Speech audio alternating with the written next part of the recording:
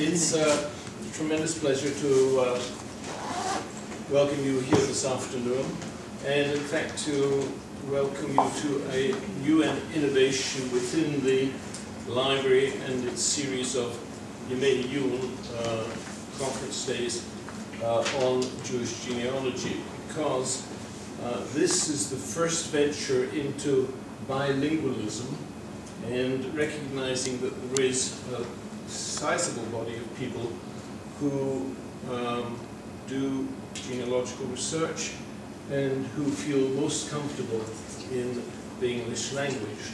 So I'd like to actually compliment the library on taking this initiative, and Nachum Zitter at the end of the table, whose personal initiative it is.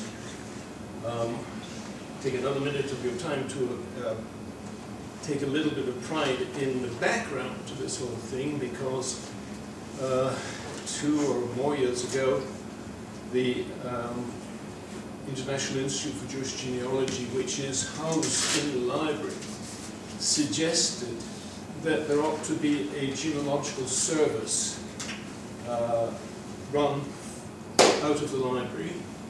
And the library bought into the idea and brought into the idea the cooperation of other groups like IGRA and the Israel Genealogical Society to help make this thing work. The service took off, and not only did it take off, but the library was taken by the whole idea and started its Yemei Yul on genealogy. And now look where we've arrived. So thank you very much. We've got 3 speakers this afternoon, and the first of them is Daniel Lipson, who's a reference library here a reference librarian here in the National Library, having served for a decade in other libraries around Israel. He specialized in implementing innovative technologies in libraries. He's also a regular speaker on technological innovation at the Teldan Info Conference and other professional venues. He's been a driving force behind this Yemei Yul as part of his crusade to bring to the public's eye the First World War materials held in the library and curated, and he also created today's exhibition. And I suppose it goes without saying, but the date is not fortuitous. One day after Armistice Day of the First World War. So Daniel, the floor is yours. Thank you very much, Emma. Our story starts about half a year ago. Javier, who some of you may know from our genealogy service at the library, came into our room with a small book, and he said, look what I found.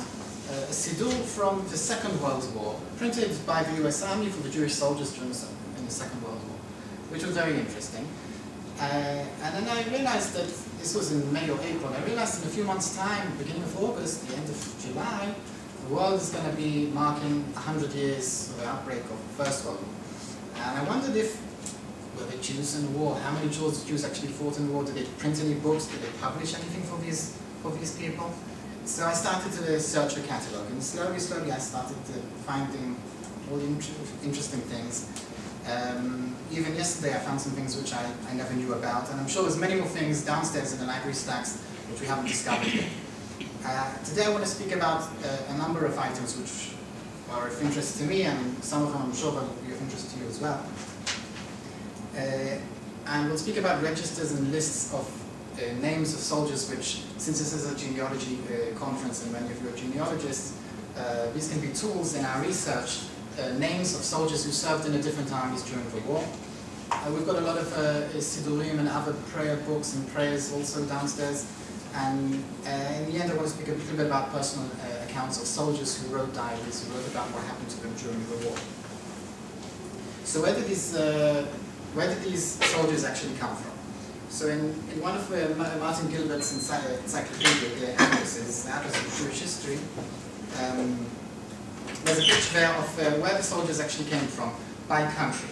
I've seen other accounts with lower numbers. He writes that there was about 1.5 million Jews serving in the different armies during the First World War. He writes that about 140,000 were killed. It could be slightly lower, I think 30,000 or 20,000. But these are the numbers. And they served in a different, as you can see on the map, they served in the different armies during the war. And there's many legends about soldiers Jews who were fighting each other by mistake. One came from the German army and he was fighting someone from the French army, and then they realized that they were brothers. There are many stories like that. So we'll start off with British Army. British Army, which includes, of course, Australia, South Africa, Canada, and other places as well. A few years after the war, the chief chaplain at the time, Rabbi Michael Hart, published this book. A new edition came out in 1997, which we had over here. It's a list of 50,000 names. 50,000 names of Jews who served in different armies. 2,500 many of them were decorated and received medals. Some received, 5 received the Victoria Cross. And many were injured, many were killed, and all of there's a list of all the names inside the book. For example, these are the beginning of a list of officers who were killed during the war. The book also includes many pictures of the soldiers fighting in the different armies. The ones we can actually see here are, these ones are in Palestine. You can see it says over here. And these are all pictures of Jews. The book includes Jews from Australia, of course, but the Australians printed their own book also slightly a few years after the war. Again, there's many pictures, lists of names, where they served, which regiments, and who died and when they died at which battle.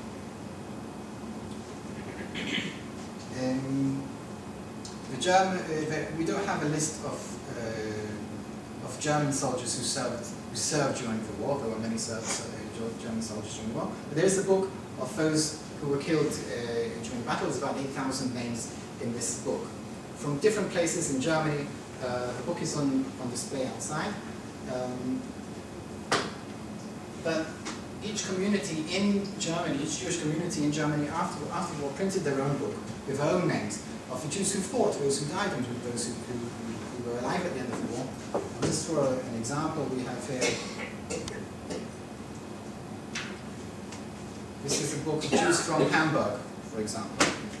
And we have another list from Bavaria,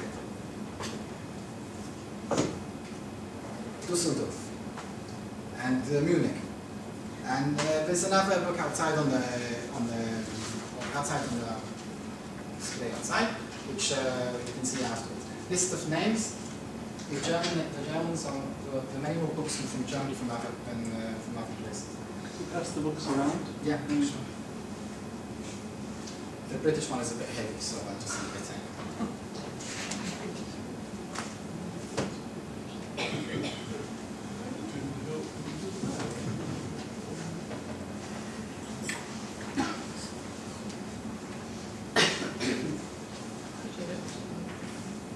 Now, the Jews in Germany entered the war with great patriotism, and they were sure that they would be able to prove to the people in Germany that we Jews, we serve just like everybody else, and even more than anyone else. We are prepared for the ultimate sacrifice. We are prepared to die for the fatherland. And they were sure that this was a ticket into the society, and they were very upset, obviously, when in 1916, Judendamt was called by the German government, by the Ministry of Defense. There were people who were complaining that Jews aren't serving enough in the army. So every unit was supposed to give in a list of the names of the Jews serving in that unit, and they wanted to prove it. No, the Jews, there's not enough Jews serving in the army compared to the amount of the Jewish population in Germany at the time, which was, of course, very upsetting for the Jewish people who were sure that this was their chance to prove their loyalty to the country. Among others, we have here a book which was written in 2 copies after the war by Alfred Roth and by the name of Otto Armin. There's tables and numbers measuring they're counting up different places, Jews, how many Jews are there in society, and how many actually served in the army. It's written in a very anti-Semitic way, Obviously, he actually claimed that he saw the research that was done by the government, this Judenland. Nobody else saw it, and nobody has seen it till today. It was probably destroyed during the bombing during the Second World War. But the Jewish response was to do the same, but the other way around. Here we have a book of statistics. If I'm blocking you, just let me know. I'm standing in the way. Statistics by Jacobi, also from Germany. Pages of calculations and numbers and graphs, how many Jewish soldiers was actually serving in Germany. He comes to the conclusion that there were 100,000 soldiers roughly. Out of them, 80,000 were serving at the front. We have 12,000 soldiers who were killed and many soldiers who received citations and medals for their service during the war. Another attempt to prove the loyalty of the Jews in the army was the publication of this book about Jewish pilots, the Jewish aviators in the German army during the First World War. It was printed twice, 1919 and 1924. It came out in Hebrew, translated into Hebrew not long ago. It was written by this man, Felix Teilhaber, who was a Jewish doctor in the German army during the First World War. Later he came to Israel and he established what's called Maccabi in Israel as a doctor. Now his personal archive is in the building here. We have his personal archives. And I was looking through that the other day, and you can see he actually sent letters to the Jewish pilots during the First World War, telling them, I want to write a book, and please can you send me some information about yourselves, where you participated, and a bit of your biography. And we have all of these letters that the soldiers sent him. This is another book which he published after the war. This is an example of a letter that was sent to Felix Teilhaber from a pilot by the name of Willy Rosenstein, telling about himself. He went to flying school in 1911, and what plane he flew on, and where he was during the war. You can see him here in uniform. This is him in his plane. Every pilot has some kind of emblem that they used to color onto their airplane. This was in the shape of the heart. And this is here in the library. And it goes without saying that all the things that we're seeing here are inside the library building. Some of them are here, some of them outside the display. Some of them on my desk, and some of them are still downstairs in the stacks. Many of them we haven't actually discovered yet. We have here a book in French. Again, it lists the names of the Jews who served in the French army, which is also outside on display. There's a list of the soldiers who were killed and a list of soldiers who received some kind of medal or citation for bravery and courage. There were many soldiers who served in the French army who weren't actually French. There were many from Italy. There was 1,600 from Switzerland. There's some from Belgium who came. And in this book we have a list of their names as well. Thousands of Russians, Russian Jews didn't actually serve in the Russian army. They served in the French army, and they're listed inside this book as well.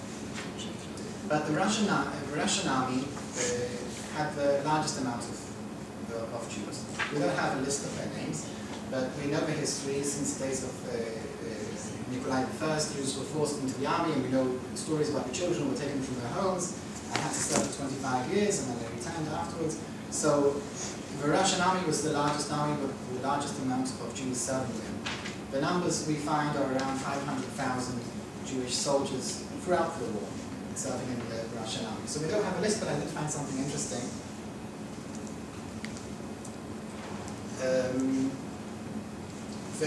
We know that Joseph Trompeldor and Jabotinsky established many different Jewish units and battalions within the British Army. Among them was the Zion Mule Corps. And here we have a list. You can't read it here. I can hardly even read it here. It's a letter to Captain Trompeldor. Please find enclosed list of Russians attached to the Zion Mule Corps, now re-enlisted to various British regiments. The last 10 men written on the next page. This is a letter sent to Trompeldor with names of Russian Jews serving in the British Army in the Zion you can find their names again in the book here. And on display, the book is open on that page. You can actually see some of these names. You can see Trumpledor's name at the top as well, as captain in this unit. This is from Hungary. So it was the Austro-Hungarian Empire, but they each had their separate armies. This is a list of the Jews who served in the Hungarian army. And the stories and descriptions before it actually gets to the list of names. And there's pictures here as well. Which is another source if you're doing research on soldiers who served in the Hungarian army during the First World War.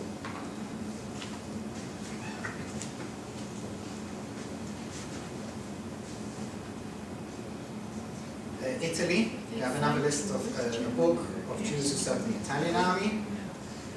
I showed this book to Yoram, who sits in front of me at work, because his family is originally from Italy.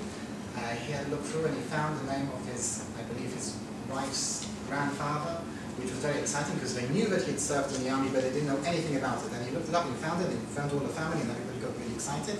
So he actually found his name, and there's a short, you can see his name and a short description, in Italian, of course, of the soldier, where he served, what he did, and if he was cited for some bravery. Now, there are many more books as well. For example, Romania. Again, lists and names, and with all the markings and where they came from. Some were killed, some won. And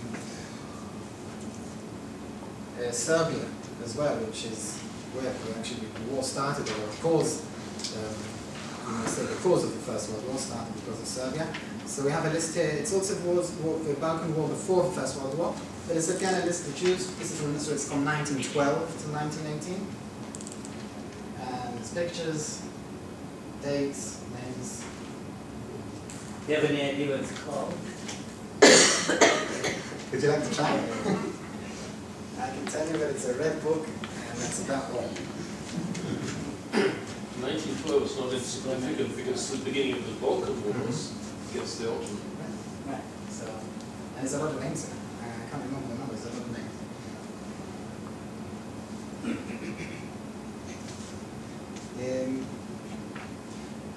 So there are a lot of these things which I can read, or most of them, or at least part of them. There are a lot of different interesting books which I found downstairs. Sometimes we have a few copies of them. Sidurim from different armies. The Jews in each army, and they wanted to pray, they needed a Sidur in Hebrew, hopefully translated to their language as well. But not only Sidurim, there were many people who want to study in their spare time. For example, we have here, it's what it really is a Tanakh, but a very shortened version, the Holy Scriptures. It's a whole Tanakh, but a few chapters from each one. A few chapters from each book in the Tanakh. This particular book is quite interesting, and I showed it to a few people, and we can't really understand what it says, but we do see that it was probably sent to Basin, Dr. Chazanovich, who was the founder of the National Library, who was founded 2 years ago. He donated 20,000 books to the library at the time, which was called Basin. It says Gadola or Semina Maaseh, probably was sent from Menahel Bet HaChayalim, whatever that is, the administration in some soldier's house. But the interesting thing was, if it was sent to Dr. Chazanovich or to his library, the year is 1918. At the time that the person, whoever this was sending a book, Dr. Chazanovich, unfortunately, was freezing to death somewhere in Poland. And the founder of this library didn't know where he's buried. He died somewhere in the snow during the end of the First World War. So this is a Tanakh, a very, very shortened version of the Tanakh. Another book we have here, The Foundation of Religious Fear, Sefer Yesod HaYirah, which isn't a very popular book, but it was translated. And this one was called a Special War Edition for presentation to our fighting men. So all of these books, of course, were given out for free, and the Jew could ask for it from his local chaplain or whoever, and they would send it to him. One of the more popular books during the war was full of Jewish thoughts by Chief Rabbi Eretz. We have here the second edition, 1917. The first edition also came out in 1917, that was probably a few months before this one.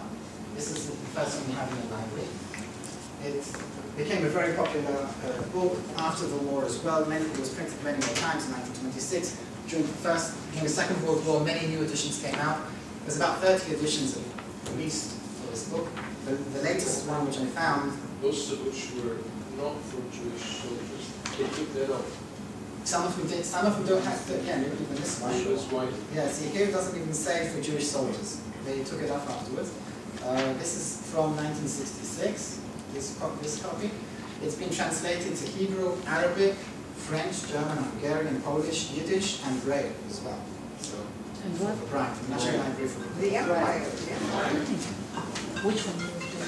So this was 1966, and what it brings here is a short writings of both from the Tanakh and from the rabbis and the sages and philosophers, Jewish and not Jewish, and some of them modern day writers, apart from Jewish literature of the last 100 years. We have from Henrietta Soul, the Rambam, Schechter, Mendelssohn, Josephus, from the Tanakh, from the middle-aged rabbis, from the medieval periods, and many others. And it's probably still today. So this is probably the last one that came up, and maybe even more recent. But the most popular book, of course, would be the Siddur. Here we have 4 copies of the prayer book for the Jewish sailors and soldiers, printed by the British Army, for the soldiers in the Jewish Army.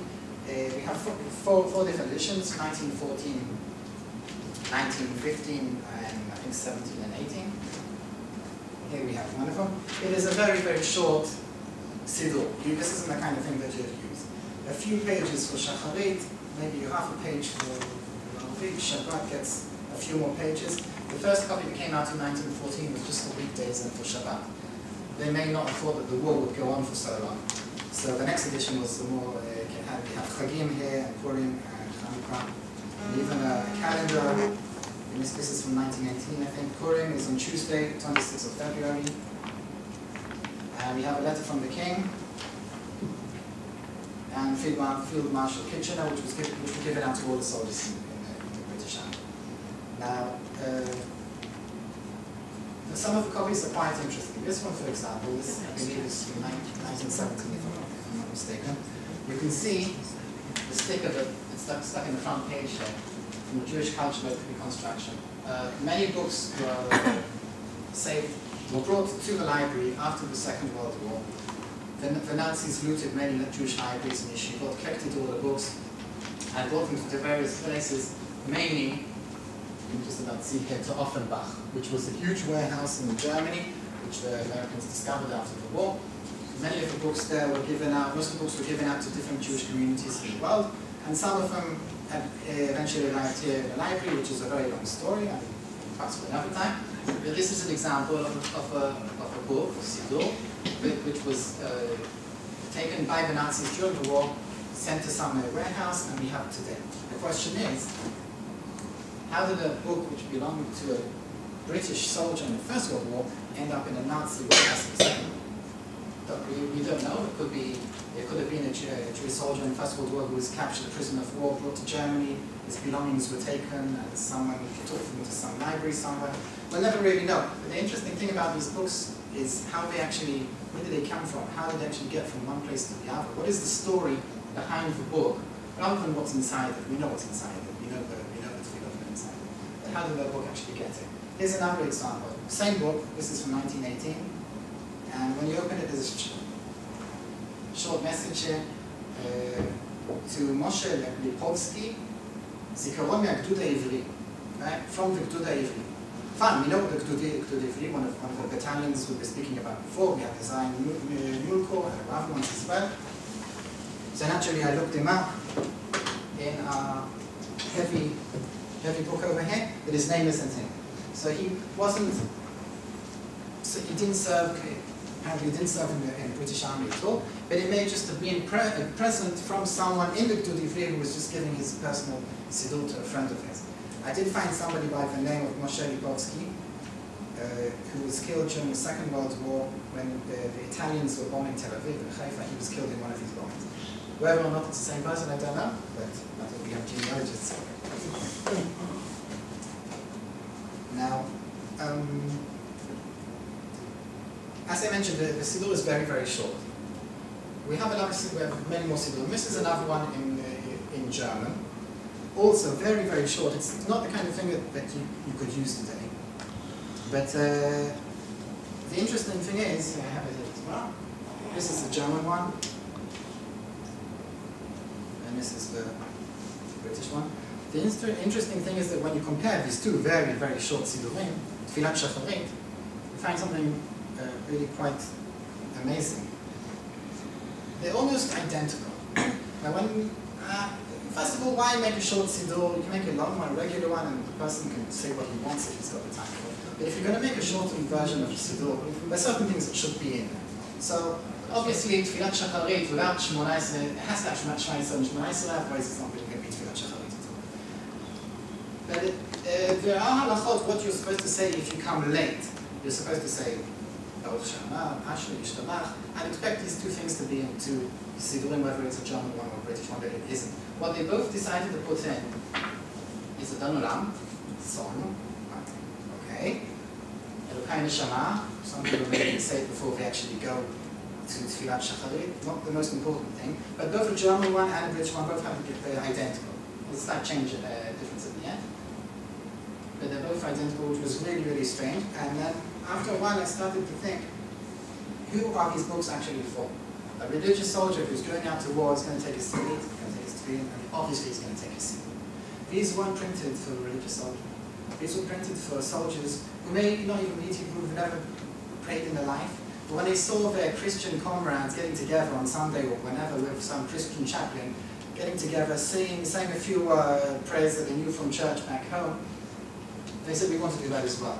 And we all know at times of war and difficult times, people sometimes seek out religion. And so when both the Germans and the British decided to compile some kind of siddur, they said, well, Shema Yisrael and Shema Yisrael we're going to have. But all the Christians are singing together. What can we sing together? The only thing in the whole regular, ordinary day with Shacharit that can actually sing is a Dan Olam, and there were songs. There were melodies to a Dan Olam at that time. And when you think of it, Elokai Neshama is also a very appropriate thing to say. You're in the middle of battle. Your neshama, your soul, may no longer be here. And this is the prayer of our soul coming in and out and leaving us and coming back. And these are things that soldiers may think of at the time of battle. And also to keep ourselves pure, to keep our soul pure at the time of difficult times is also something quite appropriate. So these two, whoever edited these two siddurim, who never knew each other, they both had the same idea. At least that's what I think. But this is a siddur in French. Apart from the regular prayers, we have here a list of your local chaplain, and if you want to look him up. There's a form here that the soldier has to fill in at the time of if he's sick or if he's dying, who he wants somebody to be near him, somebody Jewish, and he wants a Jewish burial. And here's a special prayer going out to battle, and here when you come back and you're victorious. So this is what you say after the battle. And we have the Rambam Zukim and there's many more prayers for the Republic and for the country, etc. The American prayer book, unlike the British one, was published by the communities themselves. These were people actually who knew the siddur itself, and there's markings there. What to be said for an Orthodox soldier, for a conservative soldier, leave this, we'll take that one out. And they put in some other interesting things as well. This is also an it's not a siddur. It's a very. This book is also on display outside of this part of it. We have here a tefillah for war and peace that was prayed. They prayed it in the Kihilat or Beit Zion, Beleil Chag Sukkot, by the order of President of the United States Wilson. And the President of the United States didn't give this order to the people here in this community, he gave it to the whole country. And this is what I found on JPress, on the library's newspaper archive, scan newspaper archive. And we have here, I, Woodrow Wilson, President of the United States of America, to designate Sunday, the 4th day of October next, a day of prayer and supplication, and to request all God-fearing persons to repair on that day to their places of worship, there to unite their petitions to Almighty God, etc., etc., etc. So people did this, and so did the Jews in Chicago. I didn't put a picture here just because it was too small. I will show you a very small. This is Austro-Hungarian. We have Hungarian on one side, German on the other side. A tiny siddur, hardly anything in it, but of course they did have to put a picture of the Kaiser inside, so you know who you're done with. And of course he.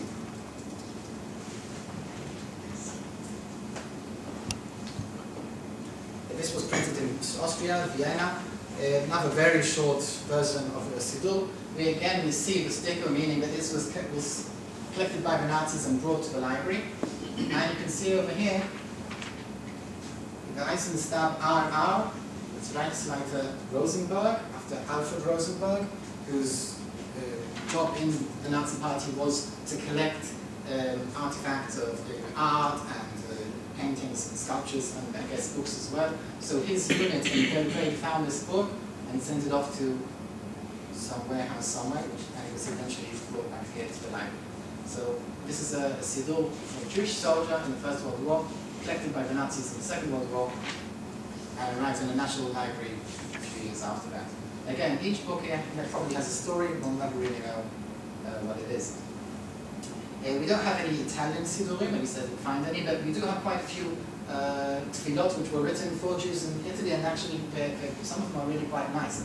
If you read it over here, I'm not going out to war against the evil. I just want to do my obligation, my holy obligation for my country of birth, and fight for justice and honor.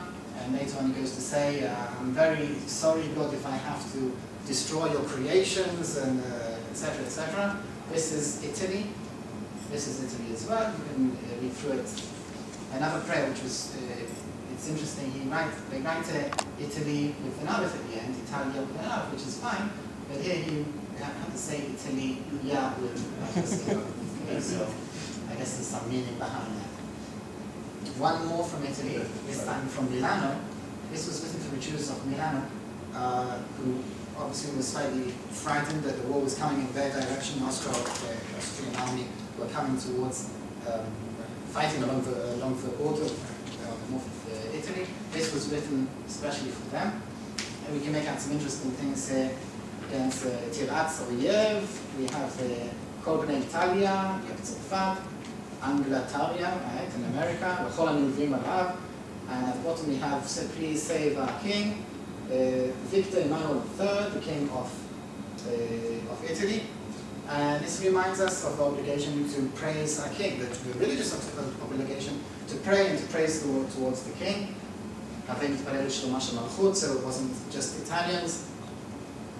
Here we have it in Hungarian. When you start the day, the first thing you have to say is bless our Kaiser Franz Josef, and then you can carry on with the Regelima, which is the morning prayers.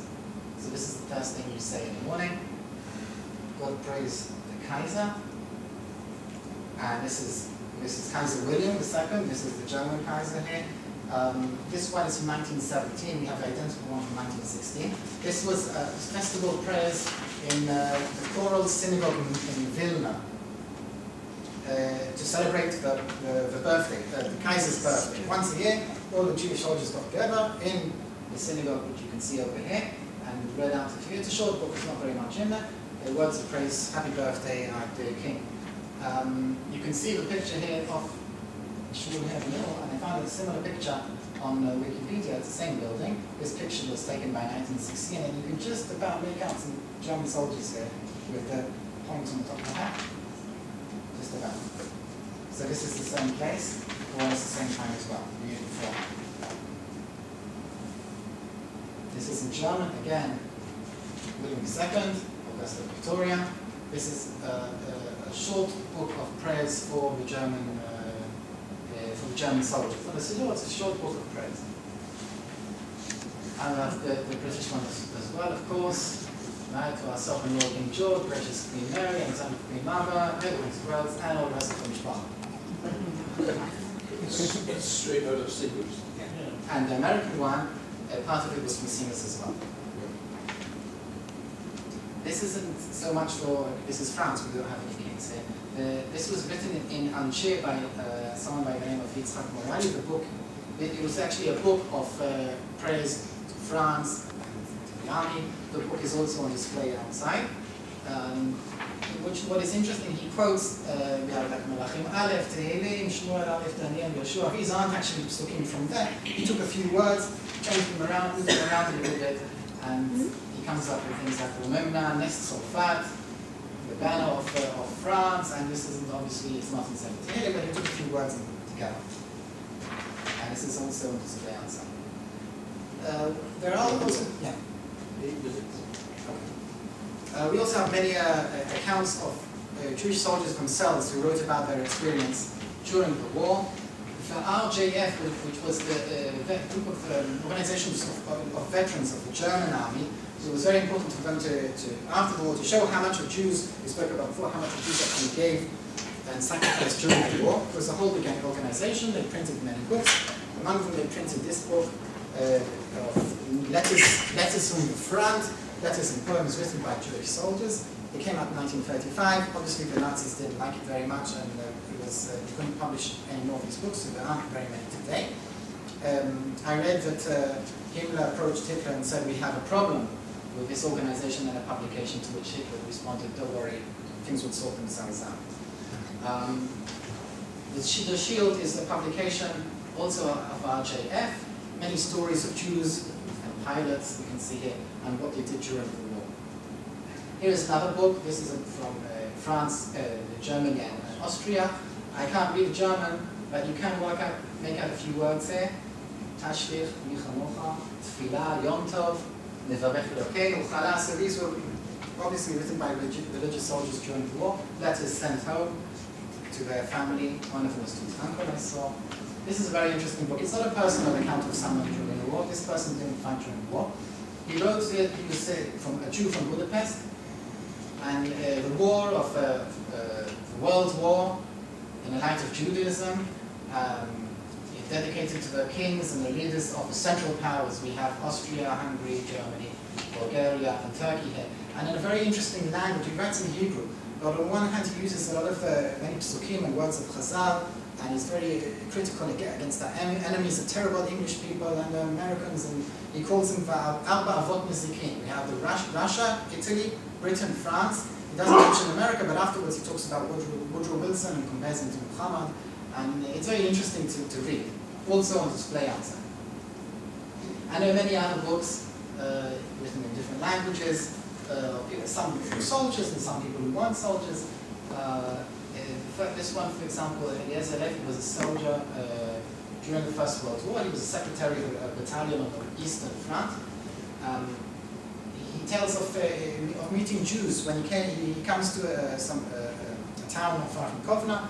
He goes into a house, he sees the mother and 2 daughters working there, and he hears the sound of learning from upstairs. He goes upstairs all shocked to see a German officer, and he sits down to learn with him.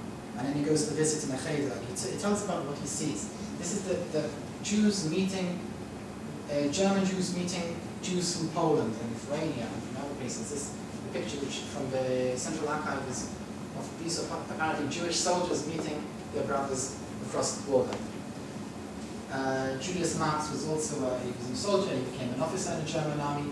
He also talks about arriving in Tiktin and speaking there to the Jews. They were all very frightened, and he assured them, "Don't worry, the Russians aren't going to come back." He all shook his hand and he invited them out. And recently, many new books have been published. Today I saw one as well in different languages. We have books in French and books of Jews. Don't forget, there were also Jews in the Ottoman Empire serving in Turkey for the Turkish army as well. This is a book in Italian of notes of a German issue that was translated to Italian. This is a really interesting book. I really enjoyed reading it. It's in English. It's not something I can actually read. Of the German chaplains during the First World War. Now, all of these chaplains, they were all doctors. They were all studied philosophy and languages and history, and they had beautiful writing, beautiful language. And they compare the situation they're in to the words of the prophets and Chazal, and it's really a pleasure to read.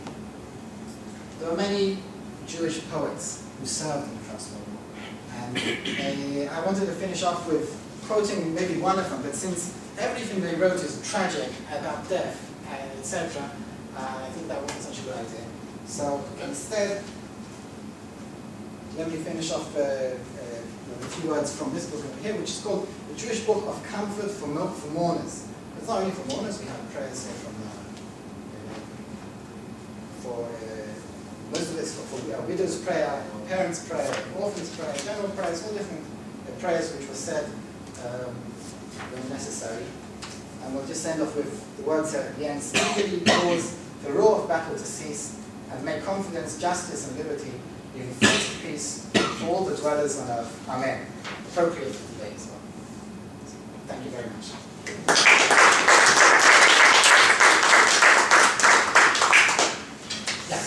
Yes, I noticed that the various books with the names in them are all from countries that existed before World War I and continued to exist after World War I.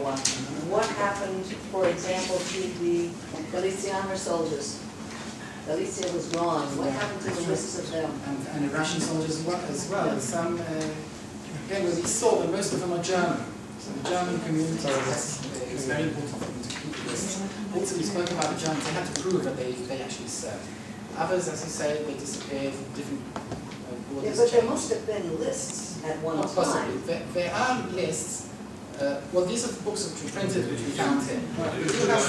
These are books we have in the library. There may be things which we don't have, but a lot of interesting things are in the central archives here, and some of them on display.